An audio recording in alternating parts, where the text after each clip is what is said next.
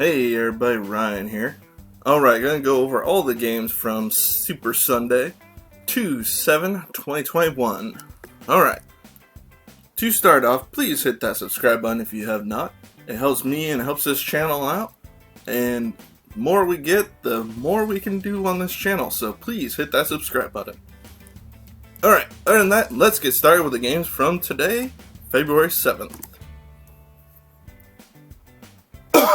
Excuse me. Alright, Philadelphia versus Washington. Philadelphia won this one 7-4. It was a high-scoring game. Alright, scoring started 11-11 into the first period. Alex Ovechkin's fourth on the power play from Tom Wilson and Lars Eller. Then at 16:36, they made it 2-0. Tom Wilson's fifth from Nicholas Backstrom and Alex Ovechkin. At 18:33, Philadelphia cut it to a 2-1 lead. Scott Laughton's second, and from, well, I put "and" there, sorry, from Eric Gustafsson and Joel Farabee. Then at 2:29 in the second, Scott Laughton's third from Joel Farabee and James Van Riemsdyk to make it a 2-2 game.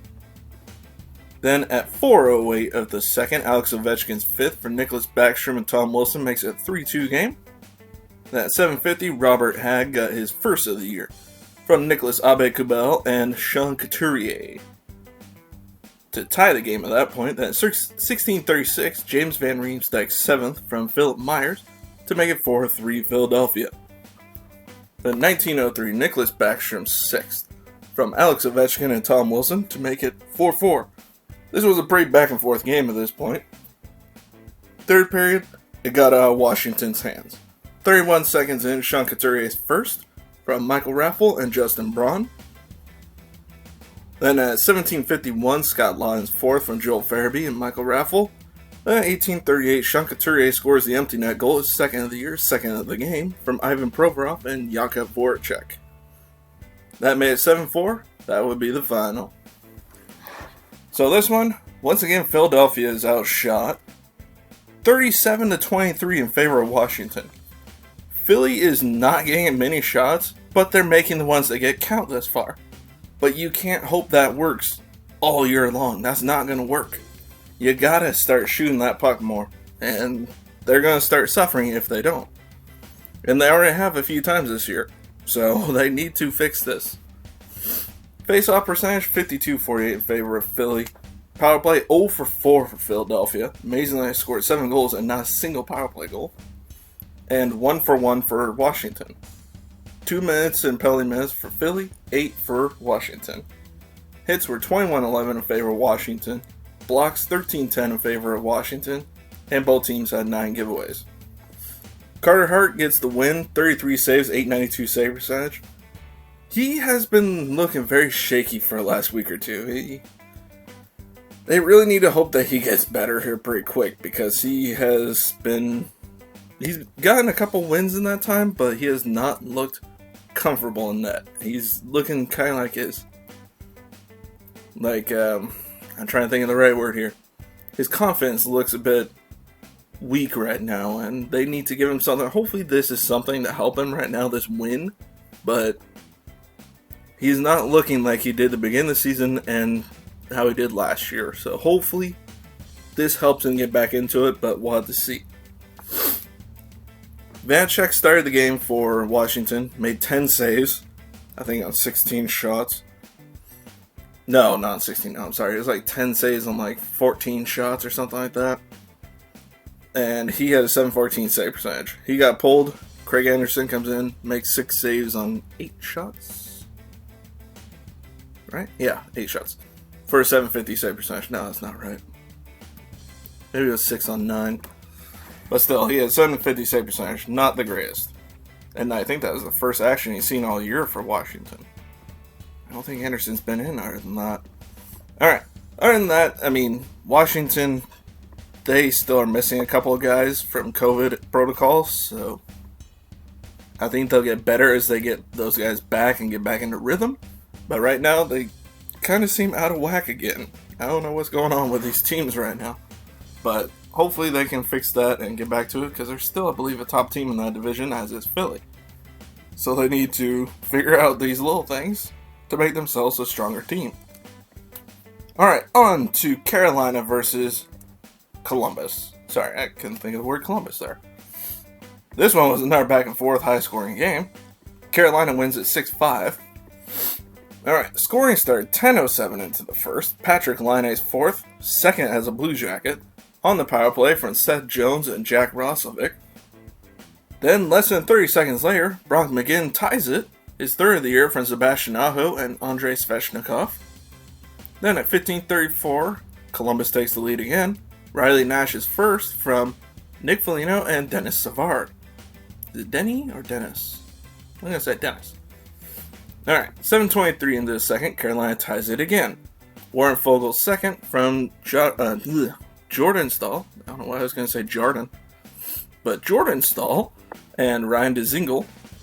Then at 14:24 of the second, Columbus takes the lead again. Nick Foligno's fourth from Vladislav Gavrikov and Dennis Savard. Then at 16:35, Carolina ties it again. Brett Pesce's first from Jordan Martinook. Then at 18:45, Carolina takes the lead. Vincent Trocheck gets his sixth from Brett Pesce and Brady Shea. Then at 2:08, Max Domi takes the lead again. No, he ties the game, for Columbus in the third period. His second of the year from Scott Harrington and Oliver Bjorkstrand. 5:33 into the third, Jordan Stahl's second on the power play from Vinny Trocheck and Dougie Hamilton. 10:37 into the third, Carolina takes the 2-goal lead, making it 6-4 at the time. Dougie Hamilton's first from Ryan Dzingel and Jordan Stahl. Then at 19:03 of the third, Patrick Laine gets his fifth from Seth Jones and Jack Roslovic. Great game for Laine, 2 goals, Roslovic 2 assists. Any other multi-point guys for them? I think Seth Jones, Seth Jones 2 assists. Didn't Foligno Foligno has a goal and an assist. Danny Savard 2 assists. So, the major guys had decently good games. Oh, by the way, Zach Rowinski is out right now for them. I believe they said it was a week or 2. He has a lower body injury, so hopefully he gets back soon enough because that'll make that team even better. Alright, then on the Carolina side, Sebastian Aho, did he get 2 points? No, he only had 1 point. Wow. 6 goals from Carolina and 1 assist from Sebastian Aho. That's actually a good sign. Jordan Stahl, goal and an assist. No, goal, 2 assists. I am so sorry about that. And Brett Pesce, goal and assist. I think those are your only... No, Ryan Dzingel, 2 assists. Yeah, I think that's... Oh, Vinny Trocheck had a goal and assist. Oh, Vinny Trocheck took a puck to the face in this game, too. Came back in the game and scored that goal and got an assist in the third floor, too. And in 2:04 of the second period, Max Domi fought Nino Neiderreiter.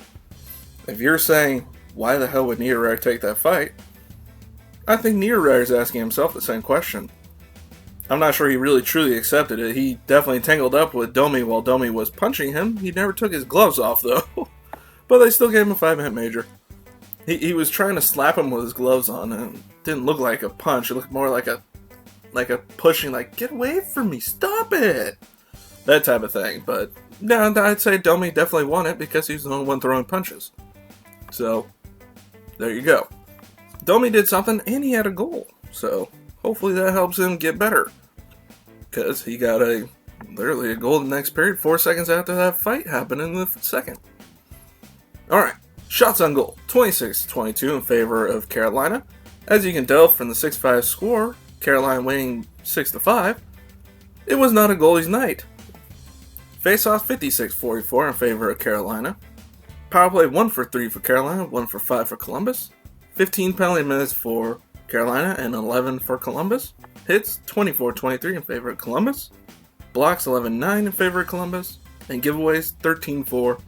Columbus with 13. So James Reimer had 17 saves for a .773 save percentage for the win.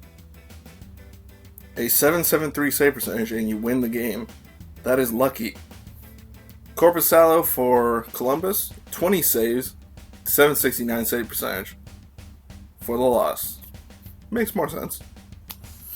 Oh, by the way, Elvis Merzlikins was put on the injury reserve with no timetable for his return.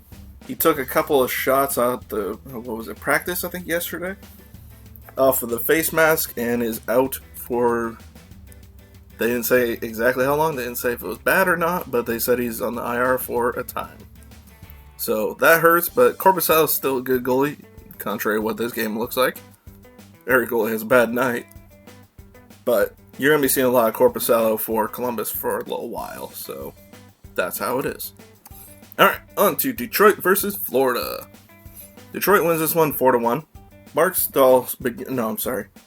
Wenberg starts the scoring. No, he doesn't. No, it is Mark Stahl. Mark Stahl at 2:58 of the second starts the scoring. There's no scoring in the first.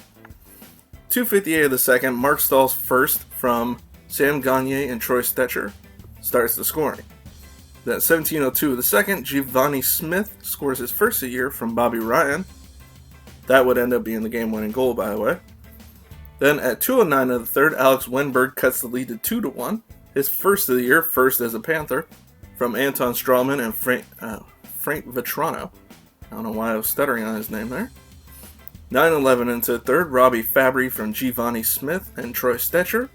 Then at 17:18, Vladislav Nemeshnikov gets his third unassisted to make it 4-1. So at 12:38 of the third, Givani Smith gets an illegal check to the head penalty. He hit Mackenzie Weegar. Then Aaron Ekblad fights him. Now, I haven't looked at the video because I was watching the Super Bowl, but knowing Aaron Ekblad and his fighting abilities, I'm sure he lost. No offense to him, but he tries. He does try. But trying doesn't necessarily mean you're going to succeed at something, and he does not succeed at fighting generally. But maybe he did here. I don't know. I gotta look at the fight video, and I will post a link to that in the description. That way you can check it out. Alright, shots on goal, 39-37 for Detroit. Face-offs, 51-49 in favor of Florida. Power plays, none for Detroit. 1 for Florida, who was 0 for 1. 11 penalty minutes for Detroit and 9 penalty minutes for Florida. So that means they had some offsetting penalties there, as well as the fighting majors. Hits, 25-24 in favor of Florida. Blocks, 12-6 in favor of Detroit. And giveaways, 7-2, Florida was 7. Tomas Greiss finally gets the win for Detroit. His first as a Red Wing. I don't know how many losses he has, but I swear he started the majority of their games so far. And it's his first win. And then Dragger got the loss for Florida. 35 saves, 921 save percentage. Greiss, by the way, had 36 saves, 973 save percentage for the win. So congratulations to Greiss. Finally, you deserve it. He's played really well. He just has not had any score support. He finally got in this game. Also handing Florida their first regulation loss of the year. Alright, on to Dallas versus Chicago. Chicago won this one 2-1 in overtime. It was a fairly uneventful first and second periods. Well, the second period there was the first goal. 12:29 into the second, Alex DeBrincat's 5th of the year on the power play from Dylan Strome and Patrick Kane. Then there was nothing until 9:31 of the third. Jason Robertson scores his first, I believe that's his first of his career. If it is, congratulations. From Miro Heiskanen and Radek Faksa. 3:10 of the second period, you had Jamie Benn fighting Nikita Zadorov. A couple of big boys there. That might have been a fun fight to watch. I mean, Zadorov generally doesn't fight that well, but you never know. Worst case, Jamie Benn kicked the crud out of him, and that'd probably be fun to watch anyways, because Zadorov has hurt quite a few people with his hits. So, depends on how you feel about him. Might be fun to watch him get his butt kicked. Or, it might be interesting to see Jamie Benn, because he's also hurt people too with hits. So, both probably had their haters, and both had their people who love them. So, that's how it is. But there's the fight. I'll post a link to that too. 2:56 into overtime. Alex DeBrincat's 6th from Patrick Kane and Nikita Zadorov. That is your game-winning goal, and that is the game. Chicago with a win. Woo! Dallas with a loss. What? Anyways, 35-31, the shots in favor of Chicago. Both had 50% on the faceoff. Chicago 1 for 4 on the power play. Dallas 0 for 3. Penalty minutes 13-11, 13 for Dallas. Hits 17-13 in favor of Chicago. Blocks 15-8 in favor of Chicago. And giveaways 15-7. Dallas with 15. They need to clean that up. Goalies, Malcolm Subban with the win tonight for Chicago. 30 saves, 968 save percentage. Play at that every night, Subban. You'd actually probably be the starter. Then Ottinger for Dallas, 33 saves, 945 save percentage. He had a great night too. Both goalies had a great night, but someone has to lose in overtime, right? Alright, Dallas needs to figure out that scoring because they look good to begin the year and they have been kind of meh the last couple of games. So, I mean, they can't rely on Joe Pavelski to do everything on the power play for him, obviously. But hopefully he can. It'd be nice to see him get some more goals and points. Alright, on to the last game of the evening, LA versus Vegas. Vegas won this one 4-3. This one was kind of a back and forth most of the first period. 36 seconds in, Anze Kopitar second from Alex Iafallo and Mikey Anderson. Then at 5:57, Riley Smith's third from Jonathan Marchessault and Shea Theodore. 7:06 into the first. They had Adrian Kempe scores fourth for LA from Gabriel Velarde. Why am I stuttering? Sorry. And Kyle Clegg. Then less than 30 seconds later, Zach Whitecloud for Vegas ties the game with his first of the year from Cody Glass and Alex Tuch. Then 11:37 of the first, Chandler Stevenson gets his second from Mark Stone and Max Pacioretty to give Vegas the 3-2 lead.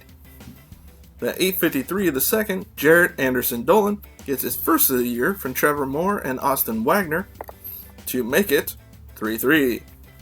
That lasted till a minute 38 of the third period.